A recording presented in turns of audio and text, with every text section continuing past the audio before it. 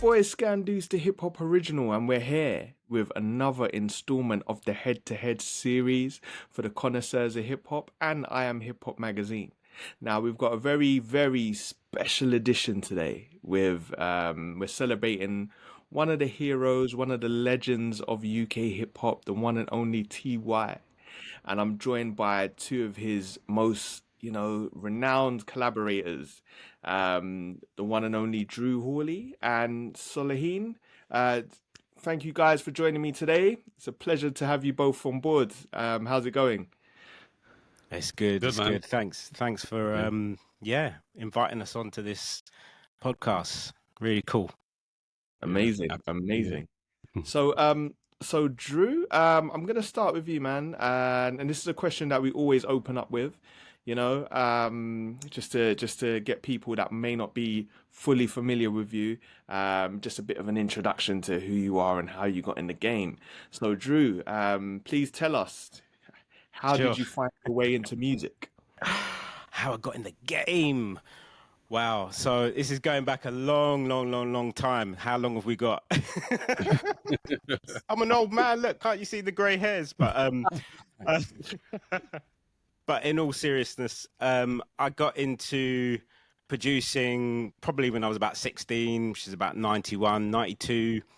Started working with a rapper, and I just had this love for like making beats. I was always into hip hop as a young kid from the kind of like early, like mid 80s really. I was sort of buying up records and the sort of general thing that most people into hip hop were doing, trying to break dance and being this kind of chubby kid at the side of the lino trying to beatbox. that was me. I was also a drummer. I was like a musical, I had that kind of music background as a kid. I was drumming and went to like music schools and mainly in the kind of weekends. And my folks just encouraged me to keep doing it and keep pursuing it. And sort of mid 80s, there wasn't really much out there. There wasn't like music tech courses and all of this sort of thing. It was like people were still using reel to reels, and I was fascinated by tape decks and that sort of thing, and plugging a mic into a little portable cassette tape thing and recording my voice and going around and recording sounds. That I was just fascinated by that.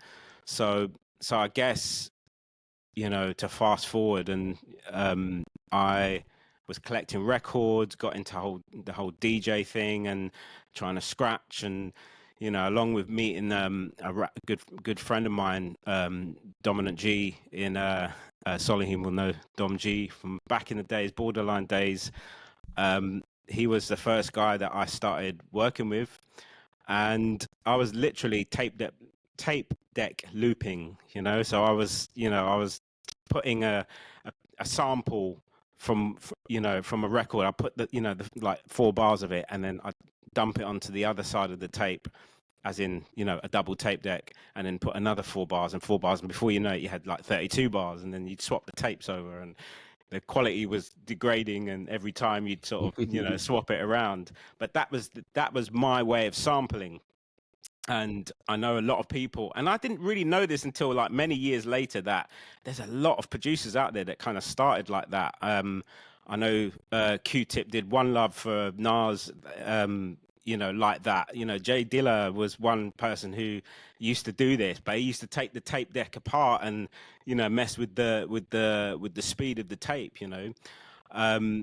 But yeah, that's how I got into it, and I was throwing break beats over the top of it, and before you know it, it was sounding like early 90s hip hop. So that's just like a short snapshot of how I got into beat making, so to speak. Right. And would you say production was definitely the first element of hip hop that you gravitated towards as well? Well, I mean, yeah, aside from the sort of DJ aspect of it, because as you can see, I've still got all my records there. I was collecting records, and you know, along with, you know, beat making, comes that kind of digging for samples, and that's what I was doing. I was going out buying, you know, hip hop, you know, 2 copies of, you know, hip hop tracks sometimes, and just, yeah, I was just a fan, but I was also digging in the crates, as they say, you know, looking for samples, and yeah, just, you know, my passion for production just came from, really started from sampling, you know. And you know, I sort of, being a musician, I sort of quickly picked up a bass guitar from Cash Converters, and I was like, right, oh, okay, yeah, I can get some sounds out of this, great. Then, you know, I bought a Rhodes piano, which, you know, that really encouraged me to kind of play chords. And I was just listening to loads of Stevie, loads of Herbie Hancock, and just, yeah, just trying to figure out these chords and what they were doing. And, you know, I had a little bit of theory, but not much. And so I was just using my ear to kind of, you know, pull out chords and find out chord progressions. And, you know, it's a pretty unorthodox way of, you know, learning the piano, but, you know, it worked for me, and I just fast tracked myself. In fact, it's funny because not long after I bought the Rhodes, I'd bought an MPC, so I'd sort of moved up from tape deck looping to an Amiga computer, which gave me like 4 tracks of, you know, kind of sampling little snapshots of you know, snares, kicks, and hats, and a sample, and that was it, you know. And then I had and then an MPC 2000 just kind of blew my mind, and just took my production somewhere else, you know. And, you know, when it's funny because coming back to the, you know, like how I met Ty, when I first started working with Ty, and, you know, funny enough, the second track we did was the Tail, which I'm sure we'll go into some of these things later, but that was very kind of centered around the Rhodes piano that I had, and I had this beat, and I'd sampled the Rhodes directly into my MPC, and then, you know, chop it up if I needed to, and you know, but Ty quickly saw something in me and was like, yeah, we got this gig, Drew. We're going to go on tour, and we're going to, you know, and before you know it, he pulled me into his live show, and I'd only been playing for a couple of years.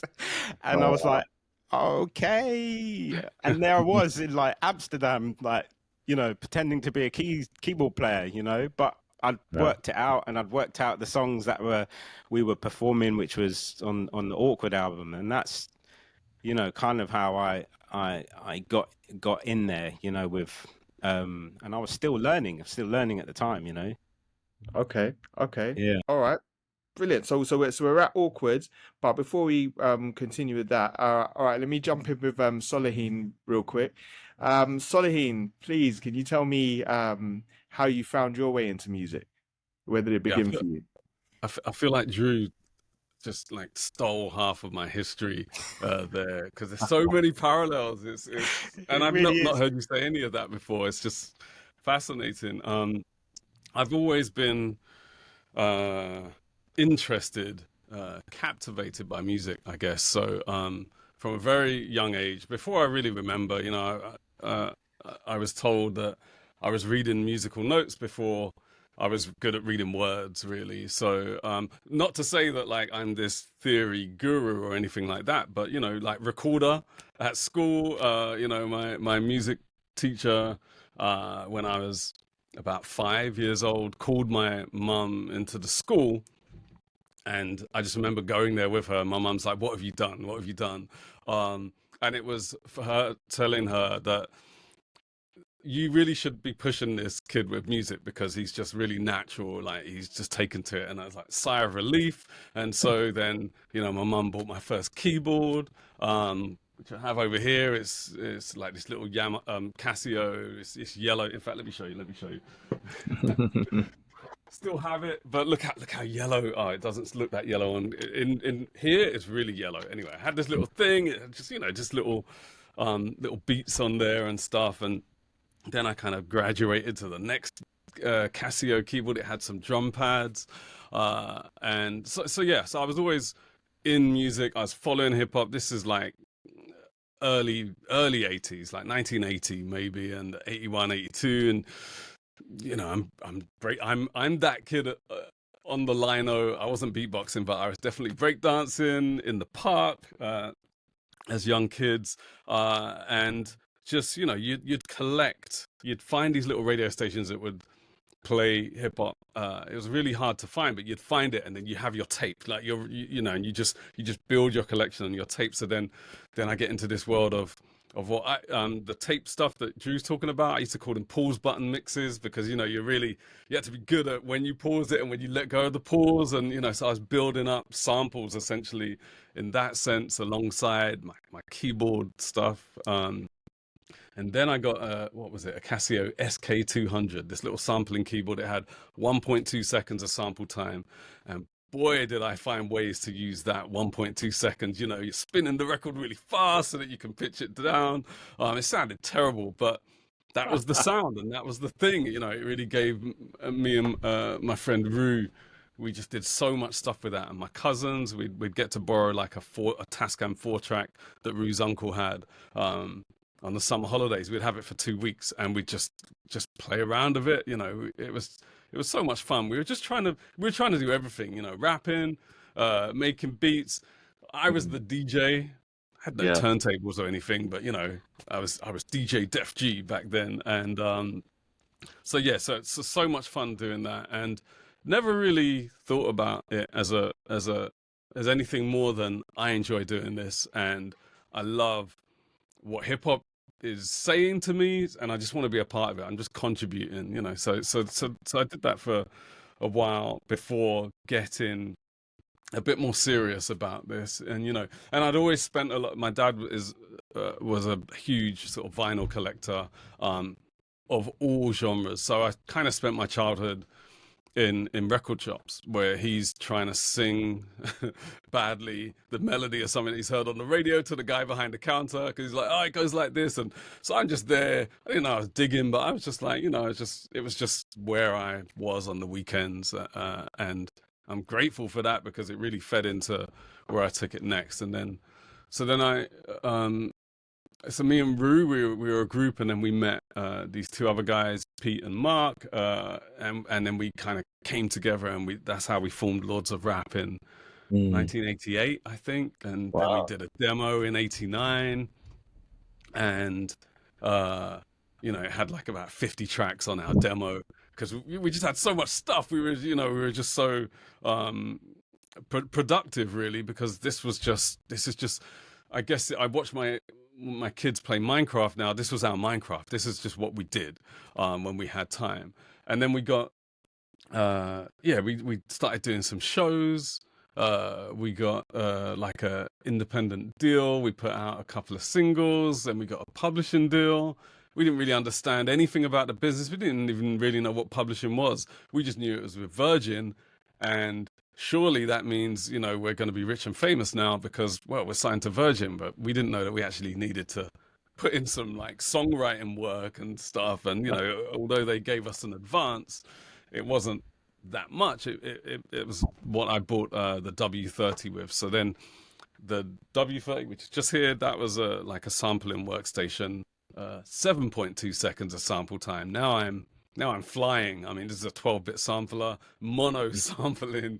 But I was just like, this is it. This is all I need. And so I then spent probably the next 10 years with that machine, and I produced all of the Thai stuff on that, I think. Or maybe I was using early versions of Logic as well, but mostly that was my sampling engine. I eventually upgraded to like a Akai S5000, but I was always kind of keyboard based. I wasn't really about pads. That's just what I had. So I did so much work on that machine. It's, you know, thousands and thousands of hours, hundreds, maybe thousands of songs, and so yeah. But Thai was a part of the scene. Meeting Thai was the scene was so tiny back then, so you kind of knew everyone. You know, if you went to Motherland at Borderline before Flavor of the Month, then that was it. That was the UK hip hop, or at least that was the London hip hop scene. And Ty was, you know, Ty was that person that start the dancing really badly, because we were all about like standing up at the against the wall, and no one was dancing. Well, I definitely wasn't. I wasn't brave enough to do any of that. But Ty was just like, I'm going to turn this into a party, and you know, was very awkward. Hence the title of his album. So that's kind of how we met. And you know, I don't know if I should go on about like the first things that we did, but we did a lot of things way before awkward. And we kind of stopped and started as well, you know. We kind of fell out. I mean, a lot of people have that stance when they talk about the history of Thai.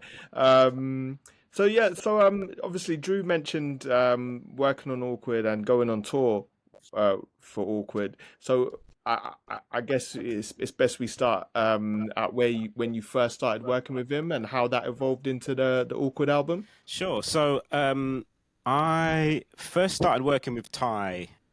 I used to see him around at different hip hop jams and Apricot Jam and Borderline, and he was just this character. You know, he was hosting at the Apricot Jam, and I was really inspired by that kind of live hip hop, live vibe, you know, and I know, you know, like Soliheen was part of all of that, and you know, it was very sort of productive time, as you say, you know. So I'd known Ty just to kind of shake his hand, because he was very, you know, everyone knew Ty, and you know, he just shook your hand, and that was it. You know, like Soliheen said, the scene was quite small anyway, so everyone knew everyone. And I was working with a French hip hop crew called Sankofa, and one of the guys, Leon, who basically was I was doing a track with him called Zybo, and that track is he you know, we were working on this song, and he sort of said, "Oh, Drew, you know, we've got you know, we're gonna get Ty on this track. He wants it for his album." And I was like, "This is brilliant, you know, this is really good, because now I finally get to kind of properly meet Ty in that kind of environment, because I was always a fan of MC Ty, as he was called, you know, way back in the day, like early 90s. I remember, I've got it, and I did this tribute to Ty. When we were doing the Pass the Torch, Soliheen started it. I did one, and I've got this tape with MC Ty doing. It was in this rap competition in Brixton, in one of the clubs in Brixton, and he came second. But and I think like one of the it might have been the Choice DJ before 279. Steve Wren, yeah. He was I think he played like the two runners up and the winner. And I only recorded Ty's one because I was like, man, this is like, I really liked what he did. He really hyped up the crowd, and DJ Pogo was DJing in the background, and I absolutely loved it. And I just kept that one, and I was like, MC Ty, yeah, I'm gonna, you know, and I'd see him on the scene and doing his thing with Shorty and Soliheen, and so then, you know, I got this opportunity to work with him through the track Zybo, and I just rocked up at the studio that they were working on the album with, and went, you know, brought my MPC and all my other bits and bobs that I used to make the song, and that was it. That was kind of my foot in the door, so to speak. But you know, after the session, Ty put his lyrics down, and he did his verse, and you know, we worked on this track and mixed it, and it was great. And he was like, Drew, you know, like, I'm kind of looking for a couple more beats for the album. Do you have anything? And I said, actually, I've got one beat that I did with Leon, but he's not written to it. And you know, I'm sure if he's, you know, I'm sure he'll be cool with it if we check with him. That he wouldn't mind giving up the beat to you. So I played it to him, and it was the tail, and Ty was just like, yeah, I've got something for this, you know, and what he did was just perfect. That oh, you know, just it just molded with this, you know, kind of Rhodes piano riff that I put down. So he came to my then flat in Streatham, and I had my Rhodes set up and my MPC and, you know, my decks and other bits and pieces, but not much else, you know. And we just worked on the track, and he was, and that was, you know, what became the tail, and that was on the B side of Break the Lock, I believe. And yeah, it was just one of those tracks that was, you know, people sort of always requested it on the live shows, you know, because it was just such a unique story, you know. I loved the way Ty was just such a master at just telling a story like that just drew you in and captivated you into this story about, you know, how he met this girl, and you know, people know the song, go and check it out, The Tale. But yeah, you know, that was you know, my sort of 2 tracks on the Awkward album. Oh, amazing. Wow. And Soliheen, do you want to speak about your contribution to the album? Yeah, sure, Drew. I have to stop though, because so humble. I don't know why you're trying to act like you didn't just kick in the door on the whole scene with that track. Yeah, Ty's storytelling and the perfect thing, but the track, man, it was just like, hold on, wait, who produced this?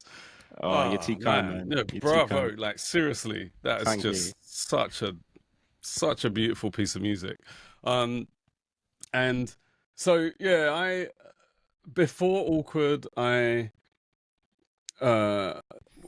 used to hang out at Choice when it was Steve Wren's show, but especially when it was 279's show, and a bunch of us did, and Ty was often there, so I'd see him, and sometimes, you know, we're in Studio B with Ted, and we'd just be recording, you know, just be messing around, recording stuff, and then 279 was like, oh, let's do some things, let's make some stuff, and I remember and Ty came up with a very Thai chorus that was just like hiya. I don't know what it was. It was just repeating the word hiya, and it was just like a little cipher, and we were just recording. I think I made the beat for it.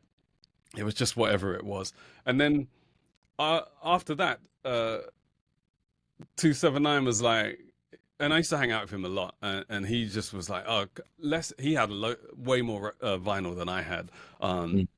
So he was like, I've got some ideas, but like, he wasn't a producer, but he wanted my knowledge, skills, equipment to come around and, you know, sample some stuff and work on some stuff. So we did that. And one of these days, and I was just there for so long, it was so many hours, and I don't even know where he was. I think he was looking after this place. There weren't enough chairs, basically. So I'm standing up this whole time, chopping up this sample. He's making me food, chopping up this sample. And then Ty comes around because he invited Ty, and Ty came around with a track that he wanted to sample. And now I'm thinking, okay, what am I doing here? Am I just like, you know, am I working for you people? So anyway, so we worked on this idea, and it was really cool.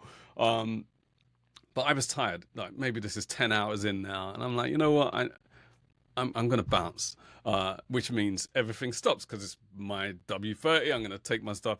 And I quickly recorded like a 3-minute version of wherever we got. And Ty was like, no, I need it to be 6 minutes, and I need to arrange it into like verse, chorus. And I'm like, yeah, I'm going. Like, you got a 3-minute version. Just write to that. We'll meet again. You know, it's no big deal. And he was not happy with this. And you know, I avoid confrontation. And so I left.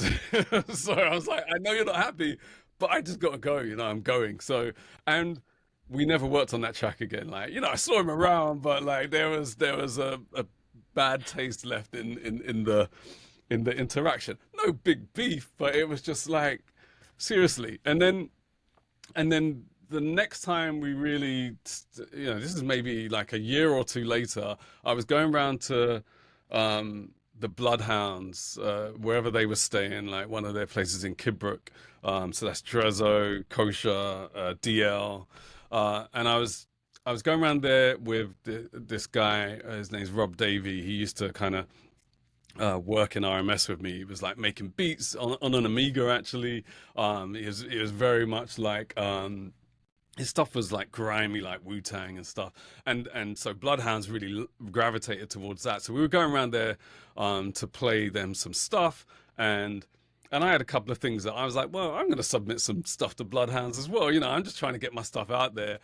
And Ty was with us. So Ty, I don't know how, but Ty was in my car, Rob Davey, maybe Shorty as well. And we're going to Bloodhounds, and we're just playing the stuff on the way there. And then he was like, whoa, what's this? What is this? And it was not I Am a Don, For Definite. It was the beat that became For Definite. But I did that for Bloodhounds. And it was like, they haven't heard it yet. I can't wait for them to hear it. I think they're going to love it. And he was like, how about you don't play it to them? Like, I think I got something for this. And so I did it. So I didn't play it to them. And so it turned into For Definite. And that was the first thing that we really worked on, which came out with I Am a Don. Then we worked on Zones as well. And none of these things got onto Awkward. But from that point, at that time, it was kind of like the Ty project, but it was morphing into the Ty and Shorty Blitz project. So now they were like a thing, and it was like, okay, so we're working on the Ty and Shorty Blitz project. And Ty always had really strong production ideas, but he didn't always have the vocabulary to get it out of his head really and articulate it. And, you know, he had like an SP, he was kind of working on that, but he was learning it. It was really early stages. So he was really reliant on kind of talking you through what he wanted. And I don't know, there's a clash of personalities when that happens, you know. There was a lot of pre-production, co-production, pre-production, because we had to pay for studio time as well. So we needed everything like all lined up so that you could minimize how much you spent in the studio. So we worked for hours. You know, we may have done about 30, maybe 40 tracks for Awkward for this project. It wasn't called Awkward then. In fact, it was going to be called The Nonsense. And myself and James Yard, we had this thing called Wise Child. It's kind of like how the Apricot, he was in the Apricot Jam Band, and that was the connection there. And so we were trying to put this out. We were trying to set up as a label. We were like a production company. And these are all big words for basically people that didn't have any money or any means of funding anything like that. But we wanted to do that because, you know, we didn't really think we were going to get a deal. I'm not even sure if we wanted a deal, but we wanted to put this out.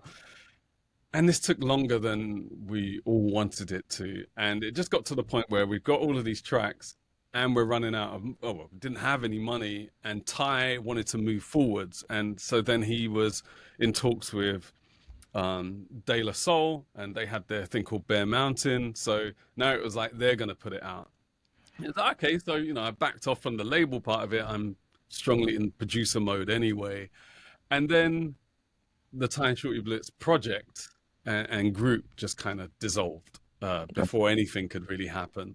And that was me out of it, really. And then I heard he's still working on it, and he still wanted a couple of tracks. So I only ended up with 2 tracks on Awkward, like Drew, so The Nonsense and Tripping Over Words, which so that was my contribution to The Nonsense, which was bittersweet because I was so glad that something came out. Yeah.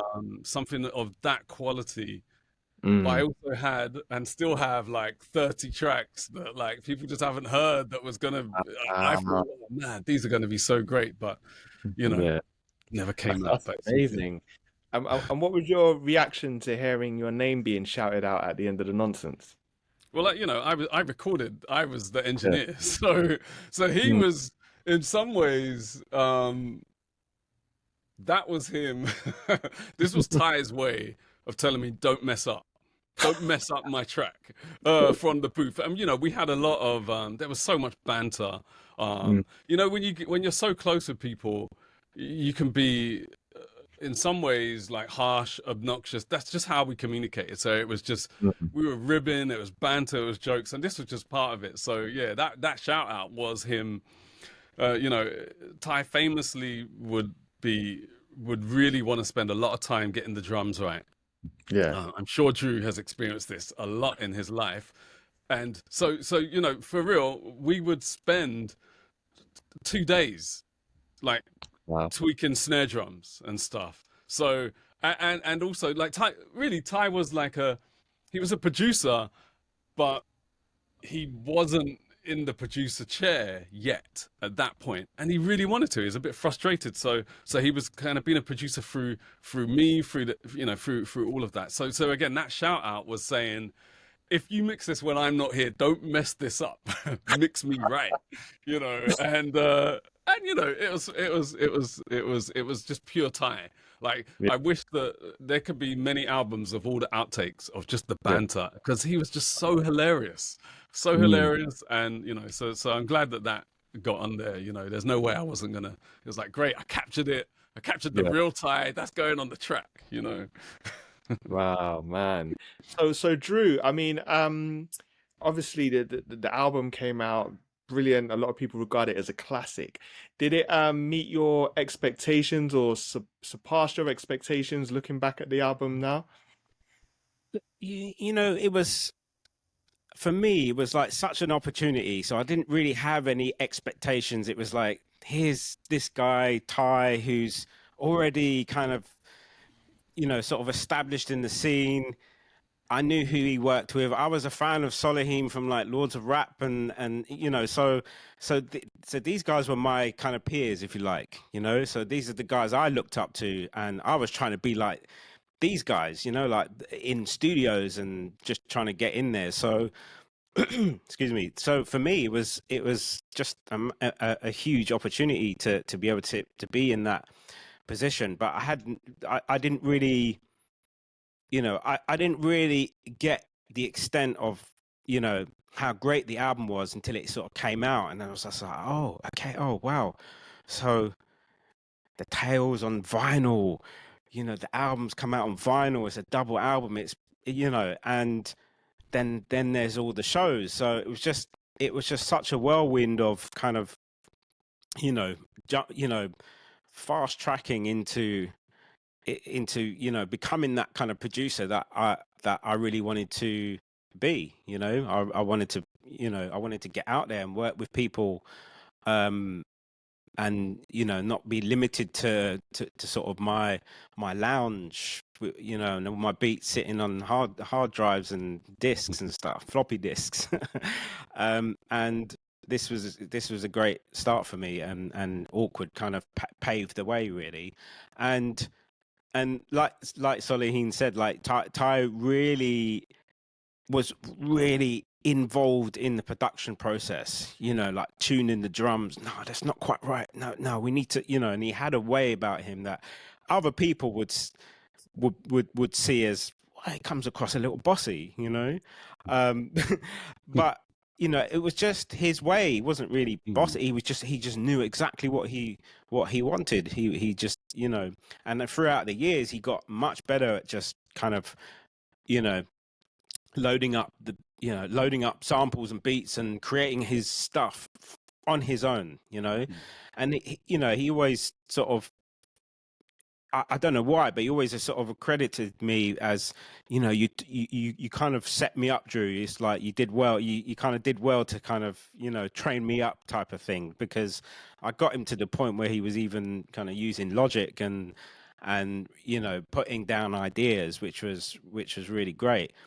But coming back to kind of Ty wanting to be this producer, when, you know, after Awkward and, you know, the sort of run of shows and everything, he sort of came to me and said, he was like, Drew, like, I feel like, you know, there's, you know, producers out there that haven't allowed me the kind of opportunity to kind of really allow me to become that producer. And it was more kind of thing of, no, I'm the beat maker and you're the rapper.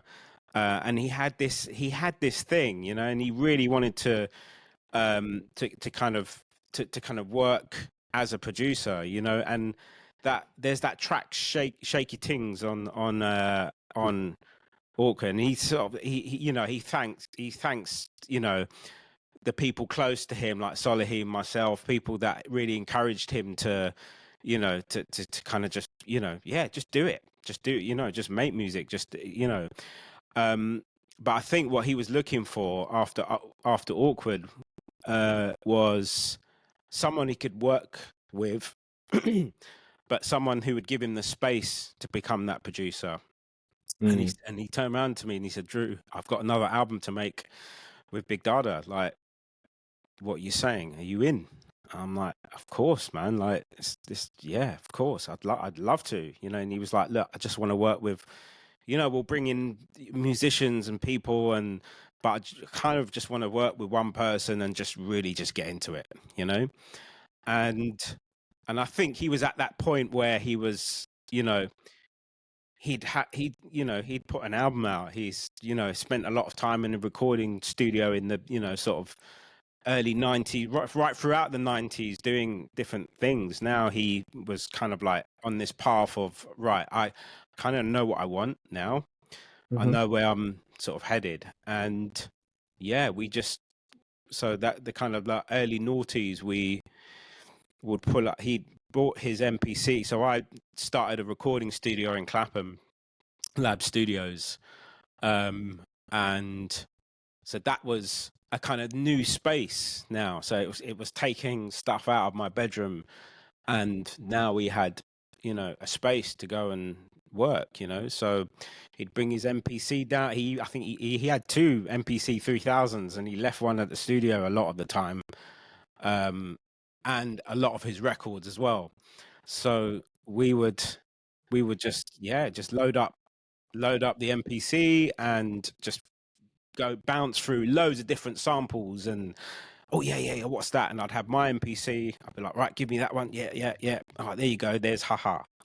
Dan, you know. And then Ty would say, oh, I've got this little beat. It's kind of like a loop thing, and there's the start of Groovement, you know. So it was very much like, that's great. Yeah, let's work on that. Oh, no, there's another sample. Yeah, let's work on that. And it was just such a creative, productive time, you know. And, you know, before you know it, there were string quartets coming into the studio, and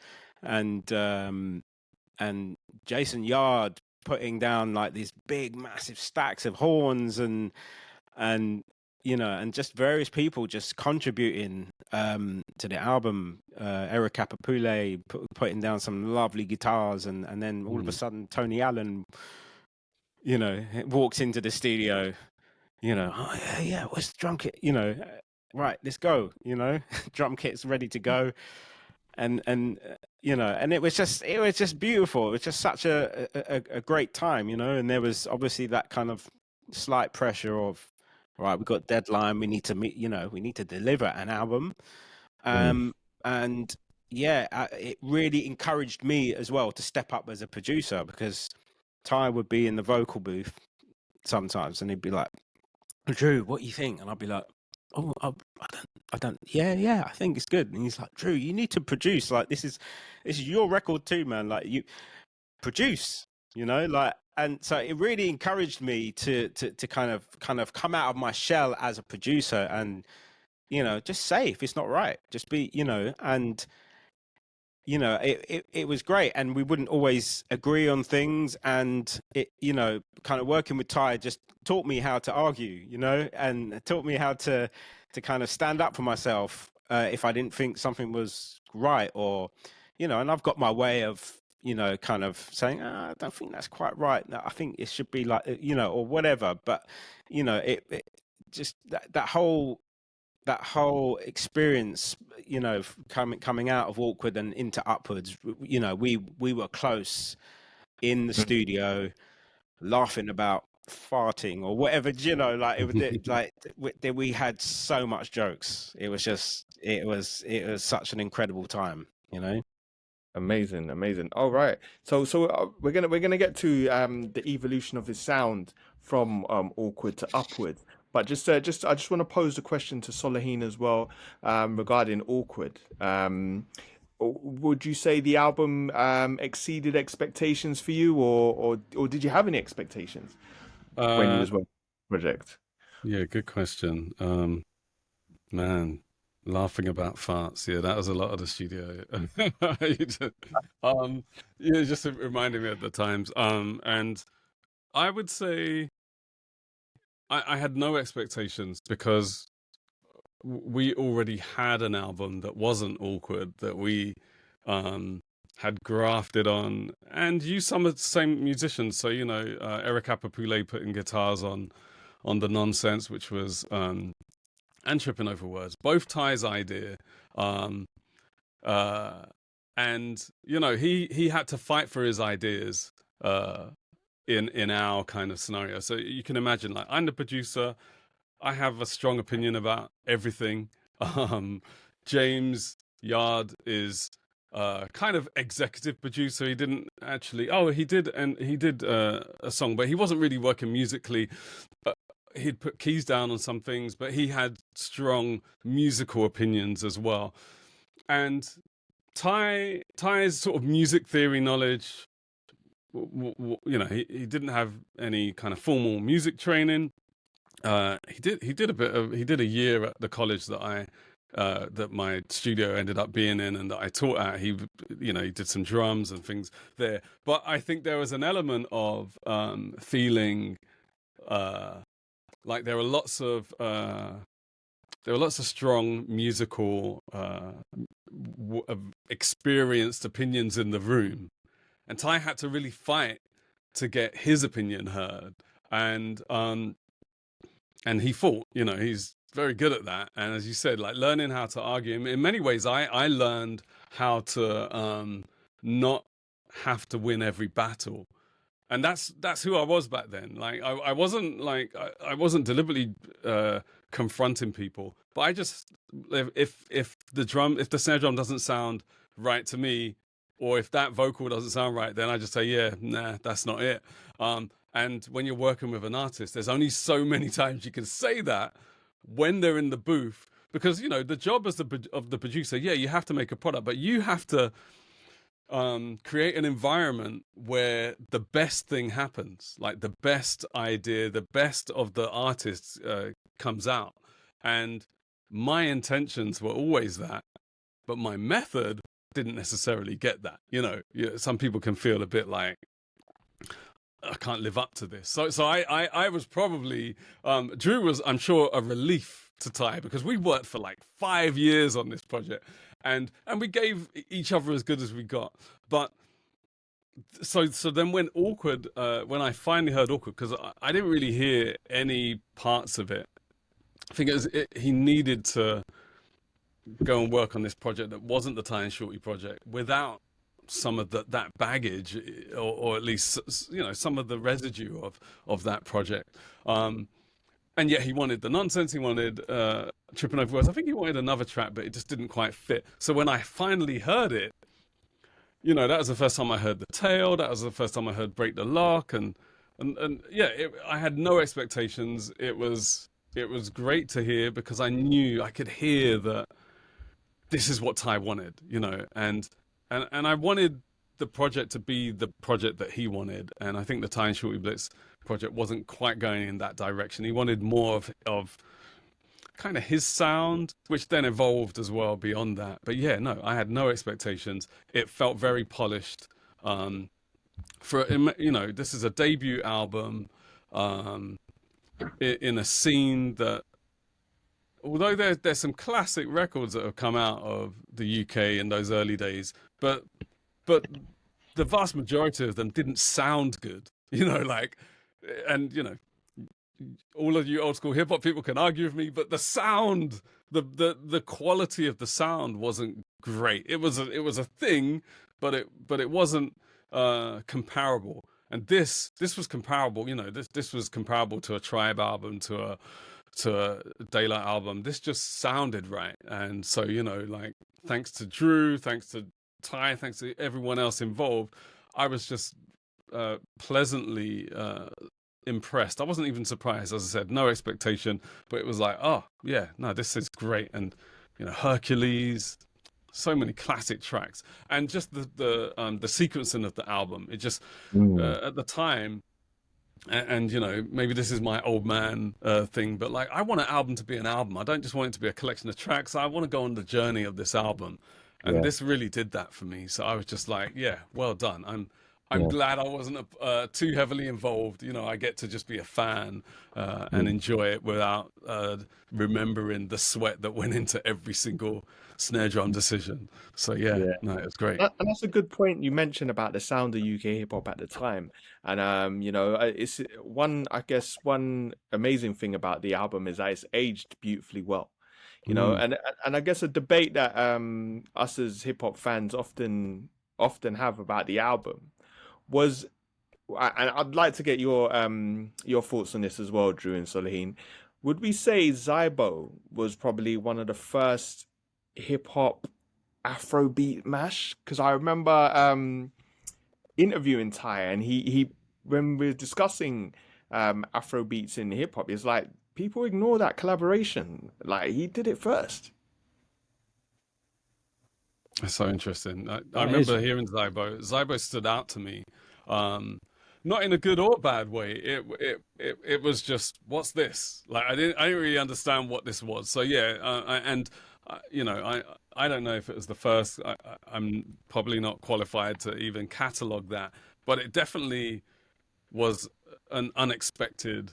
Like, it was just new. It was a different sound. I wasn't used to. I didn't even know what I thought of it at the time. I had to re-listen to it. Like, what is this? So yeah. And hearing that it started, how you described it started, I'm like, oh, I didn't know that at all. So like that, maybe that feeds into the uniqueness of that kind of marriage between those two artists and two styles. But yeah, no, it's very, very different than what was going on at the time. What's your thoughts on that, Drew? Yeah, sort of similar. I never really thought of it as being this kind of like Afrobeat kind of crossover song. It was just a hip hop track that started with Sankofa in mind, but it was, you know, it was quite, you know, it was very much me as a producer in terms of the sounds and what I was trying to get. And but I guess what took it into that zone was their chorus, and you know, and that's probably what, you know, probably why Ty gravitated towards it. It just that he probably just heard something in there that was just like, you know what, I love this. I love the sort of French African connection. Let's do something different. And that's one thing about Ty, was not, he didn't look left or right. He was literally like, that's it. You know, he stayed in his lane. And that's one thing I respected about Ty, is he was just like, if he liked something, he's going to do it. You know, it wasn't, you know, he never really kind of was worried about what so-and-so's doing over there and what so-and-so's doing over there. He's just like, you know what, I'm gonna do something that is a little bit different and not sounding like, you know, your kind of typical UK hip hop track at the time, you know. So yeah. Amazing. Now, I mean, you spoke a bit on Upwards earlier on in the interview. How would you say Ty grew artistically from the first album to the second album? Sure. That's a really good question. You know, it was just a further step into, you know, into the world of Ty, and you know, his you know, he just sort of stepped into the role of, actually, now I'm gonna be this. Now I'm gonna kind of co-produce. He was like, you know, it's co-produced, Drew. I'm like, yeah, I know. all right, yeah, okay, yeah, you got that. Because there was a frustration there as well. Like after, like, you know, a few years after, people looked at the album and they were like, oh, okay, so Drew's this producer. He's clearly not a rapper. He's a producer and he's played a lot of instruments and you can see my name all over it. So surely Drew's the producer and Ty's just rapping, you know? So you produced that, innit, Drew? I'm like, it's a collaboration. It's a co-production. So I think there was frustration there. And he was just like, Drew, people think that it's just you, you know, it's me. You need to come out and tell them. I was like, well, you know, what do I do? Shout, you know, like, but, you know, so I was conscious of that. But yeah, it was very different in terms of the arrangements. You know, we didn't sort of follow your kind of typical, you know, some tracks were like that, and then some tracks like Groovement just had this, was, you know, yeah, we're going to do this musical breakdown and we're just going to do a 10-minute track or an 8-minute track, however long it became, because he was just like, we'll just do it and we'll do it as a part 1 and a part 2 if we need to, you know. So yeah, it was very much kind of pushing the boundaries, you know, pulling in musicians and orchestrating them. So he really got to step up without, you know, the kind of, you know, the kind of musical knowledge that that maybe he didn't have, but he was super in tune with everything. He had good pitch. He knew how to come up with hooks that would pitch in with the key of the song, even though he didn't know what the key was, but he was, you know, he was very much in tune with the music that he was making, you know, and that we were making together and collectively with the people that we brought on board. So, you know, you listen to tracks like Rain, that's not your typical kind of arrangement. It's just, you know, so we allowed the album to just be what it was, you know, what it is and what you hear today, you know.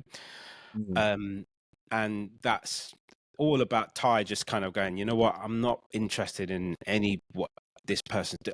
That's it. I'm just doing what I want to do. And that's why I think it just stood out as an album, because it was so different to what was out there. You know, it had, you know, there were kind of head nods and hats off to various styles of music, broken beat and you know, your kind of traditional kind of hip hop, but you know, but it was very musical for a hip hop album at that time. Yeah, yeah. Would you say that, I guess, categorizing Ty solely as hip hop is really doing him a bit of a disservice, considering all the elements that's come together to create the soundscape for those first two albums? Yeah, completely. He was a hip hop artist, and a hip hop connoisseur, as he would refer to himself as. But he was an artist. He was a great artist, you know, and he was a producer, and you know, he had a very good ear, and that's, you know, that's just not attached to any sort of genre. You know, he was just very good at, you know, pulling music together and bringing people together as well, bringing musicians into the mix and, you know, getting their take on things and making it that it was just so fair for people as well from a business side of things. I remember coming back to the Tail and Zybo, like, he never paid me for anything and I never really asked and I never even thought about it, to be honest. But I remember him turning around to me, and this was like after Awkward, and he was like, Drew, I'm gonna give you a little bit of money. It's not much, it was like 300 quid or something, but he was just like, you know what, you did good on the Tail, man, and I just want to just honor you with that, you know. And that stuck with me because I was just like, wow, that's amazing, because I wasn't expecting anything, you know. And you know, Ty was such a fair person when it came to that kind of business side of things. You know, he didn't always have the kind of finance and you know the kind of finance from the labels and stuff to you know for him to really do what he really wanted to do, and that's why there were such big long gaps between some of the albums. But he was always very fair. You know, if he couldn't pay, you know, someone, he'd be like, you know what, we're gonna cut cut them in on the publishing. That's what we're gonna do, you know. And he was really honouring to various musicians and people that he brought in. Wow, that's really really insightful actually. A lot of things I didn't know, you know. Soliheen, did you get a chance to work with Ty again on future projects? Well, I wasn't on. Yes and no. I wasn't on Upwards. Upwards was great because it really captured kind of what was going on in a way that hadn't really been captured, which I think is pure hip hop. So, but I wouldn't. He's not like just boom bap hip hop. Hip hop is this kind of throw loads of things in the pot, right? And you know, behind all of those artists and the vibes that are going on in Upwards and beyond are things like, you know, the Apricot Jam Band, which if you look at the Apricot Jam Band are, you know, there's Jason Yard, Eric Apapule, Richard Cassell, you know, people that were in Quite Sane, Jazz Warriors, all of that stuff. And somehow he kind of weaves them together and you get the different kind of genre stories that is in things like Upwards. And he did, and some time had passed, you know, we hadn't really worked on anything, but he was off doing his thing. And then he contacted me because, you know, we were still cool. And he was like, hey, yeah, I'm doing this next album. Do you want to submit a couple of tracks? Like, he was very clear that I'm producing this album with Drew. But, you know, if you want to submit some tracks, then maybe something will fit. So I was like, all right, let me see what I've got, you know. And I was working with Joker Star at the time and Vanessa Simon and a couple of other people. I was just kind of keeping busy. And so I wasn't, I don't know, he needed some tracks by the end of like the week or something like that. I'm like, well, I don't have time. I'm not going to put something down specifically for this, but let me see what I've got. And Joker Star was in the studio when I got the call and he was like, well, can I put something down? And I was like, yeah, okay, you know, but bearing in mind, Joker Star was like I guess an early version of Ty, was sort of production curious, but didn't necessarily have all the chops in place, but, you know, had ideas, and so I was like, sure, why not? So I loaded up some drum sounds for him. I gave him a few different patches, some sounds, and I was like, so you just want to try something? He was like, yeah, and I'm like, all right, cool. And I said, I'm going to go and get food. I'll leave you to it. Because he didn't really, you know, he just about knew how to use Logic. So I came back, he had this thing. I'm like, yeah, sounds all right. Yeah, sounds cool. And I just tweaked a couple of things. I'm like, all right. So I sent Ty 3 tracks that I had and that track. And I just said, here's my 4 tracks. Choose whichever one you want. And of course he chose the Joker Star track. And I was like, oh, okay, cool. And I said, you know, I didn't make that. That was Joker Star. And he was like, really? Are you sure? Like Joker Star? And I was like, no, that was him. And it turned into Hot Spice. And so it was like, cool. Yeah, no, I love it. So I sent him the parts. And then I think I had to come down to your studio actually, Drew, and bring the stems or something on a hard drive because the internet wasn't really a thing for us back then. You know, you physically went somewhere. And even at that, when I was leaving, he was like, are you sure you didn't co-produce this? You know, maybe you should be down as co-producer. And I'm like, look, I wasn't even in the room. Like, I kind of hear what you're saying. I see where you're going, but like, this is Joker Star. And I'm happy, you know, I'm like, this is Joker Star. Like, in some ways, I feel like I'd learned some lessons about, like, my name didn't need to be on everything as producer at all. And maybe that's some of the mistakes I made with early work with Ty. So I'm just like, oh, no, this is all Joker Star. Like, yeah, I selected the sounds, but that doesn't get me a co-production, you know, credit. So that was Hot Spice. So that's it. That's my only involvement in Upwards, other than he'd send me demos and just ask me what I thought, and also he'd come and hang out in my studio to I can't remember what that thing was called, but he had this like digital like hard disk, like it would play back samples and or whole tracks. The PAs, yeah, exactly. Yeah. So he used to come bring it round so that I could put it on from that onto that, and I'm like, surely you have another way of doing it. But I think he just wanted to hang out, and so yeah, so that was how we really worked.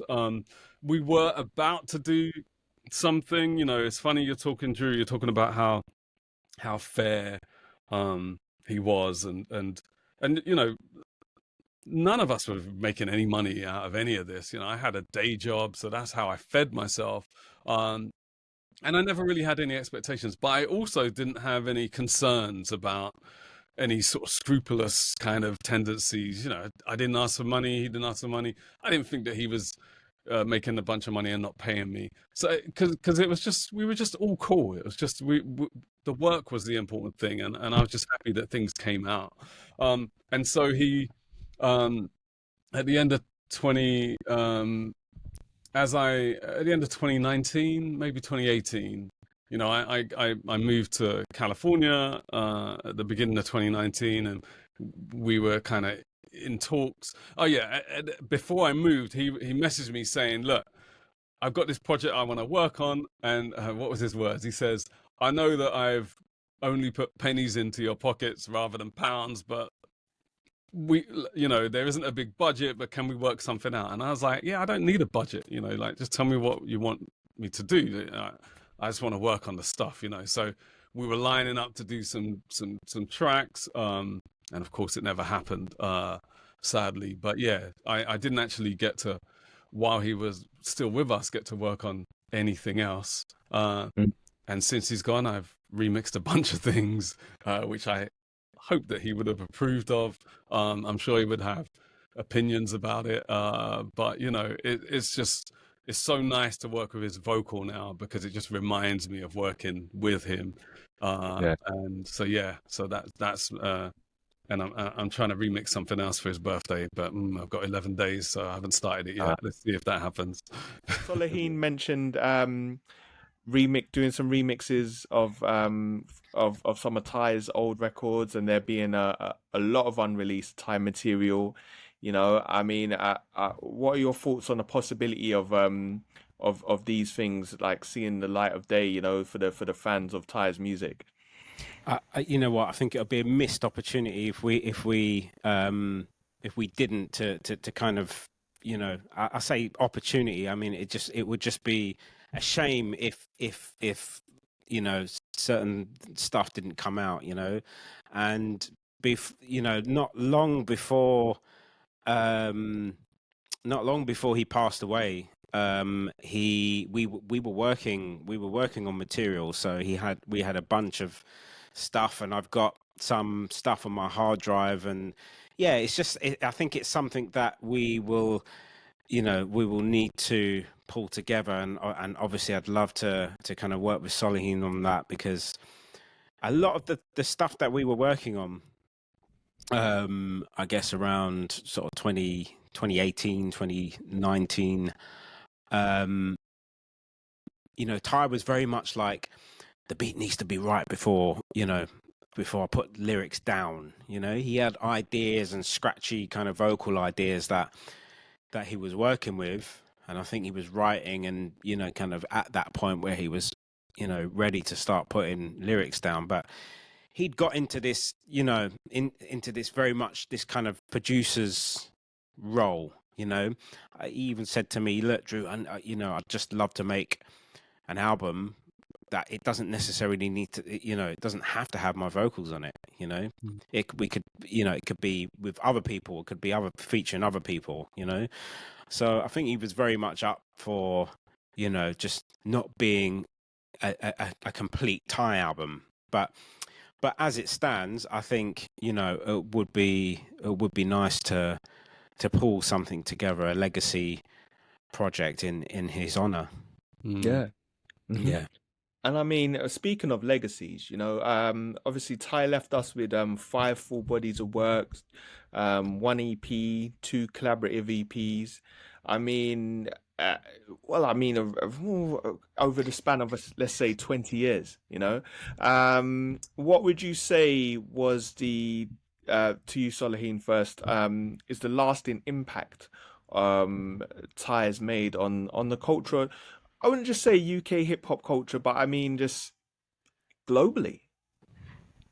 Yeah, you know, so the firstly, it's rare that a UK artist of any genre, really, an independent UK artist, has managed to get through the resistance and have so much work out there. And yet, when you say Ty and when you talk about body of work, you know, I smile, and I was involved in a lot of it, but I don't really think about the work that I did with Ty. I think about Ty on stage or Ty in a room with like just Ty's effect, just his energy and just how it affects the people around him. You know, there's that clip of him at what was it, Chip Shop in Brixton, with Terry Walker, and he's up on the table or on the bar or something like that. That's what I think about when I think about like body of work. That's the work, you know, like just the impact and how that makes people feel. And yeah, it's great that it's captured in recordings. It's a shame that, you know, my kids, my son, before we left, I think one of the last times I saw Ty in person was under the bridge, you know, that South Bank thing, and it was like this whole outdoor kind of hip hop thing, and we were rocking past, and we knew Ty was there, and then he found us, and then next thing you know, my like, how old is he? About 4-year-old son decides that now is his breakdance debut, and he's gonna like, so now like the audience parts, and it's him and Ty, like almost did this breakdance battle, and again, that's the like the global or the very human legacy that I feel like he leaves. It just makes you smile when you remember that he just had this way. Even from, if I think back to my earliest memories of Ty in the Borderline, with his glasses half at an angle, just like moving like nothing that you've ever seen, and not caring what people think. That's the legacy. So the body of work is great.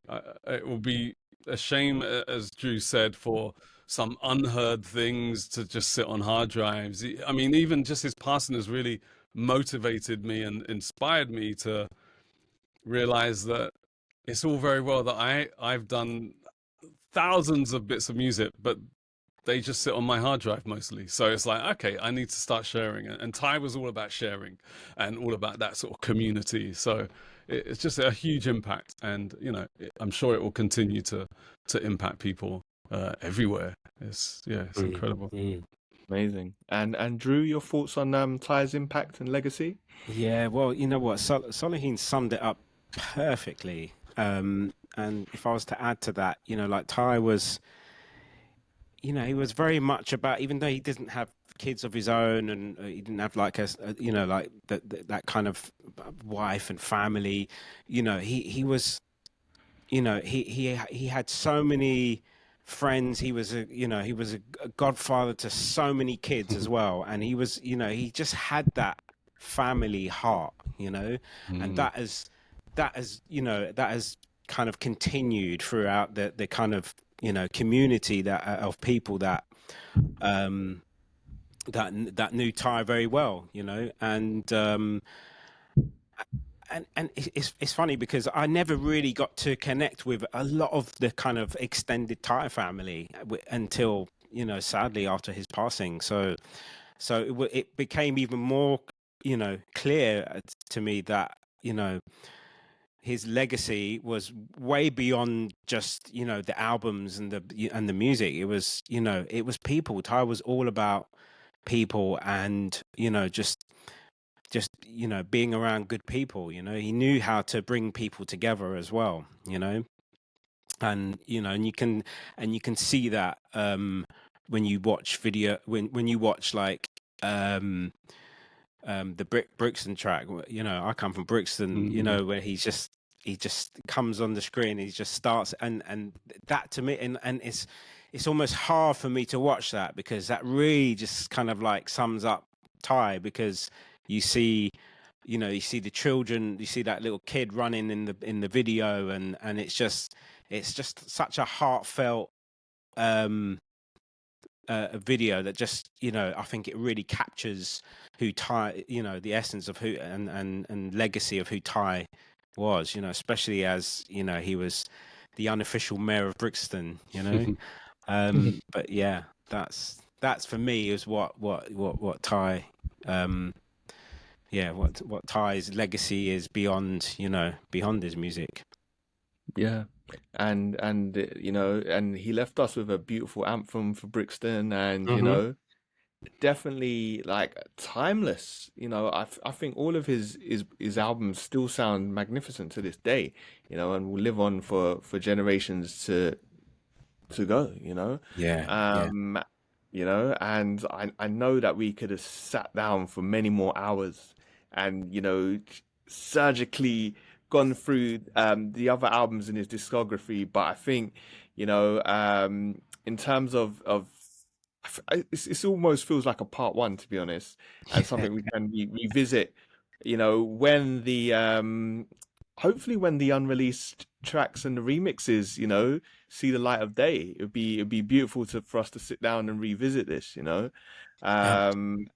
With this coming out obviously just days before Ty's birthday and our third annual Pass the Torch for Ty event, you know, it's beautiful that we can sit down with. I think one of the most amazing things for me personally, you know, is meeting so many people, so many artists, producers, and just even civilians that all have like a story to tell. You know, he just touched so many people's lives, you know, and made such an impact. And it's you know, such a beautiful thing that we can sit here, I mean, years later and just celebrate his life and, you know, hear new stories and new things about these projects. And it's so fantastic, fascinating and amazing, you know. Drew, Soliheen, I want to thank you both so much for taking time out to, you know, to talk with us today, and really appreciate your contributions to these albums as well. You know, they're literally classics in our genre, and definitely want to thank you guys and salute you guys so much, man, for taking time to kick it with us. Thank you, man. I mean, you know what, you guys are doing such great work too, and you know, just part of that legacy is you guys passing the torch, you know, and doing the events and keeping things rolling in his honor. So thank you, and thank you for, you know, for bringing us on here. Yeah, thanks so much, man. You know, I'm all the way over here in California, so like things like this keeps me connected in the best possible way. I haven't even been back in 5 years. I'll be back at some point just to visit. But yeah, no, thanks for inviting me to talk about the very small part that I've had in an incredible man's life. Fantastic. Thank you so much.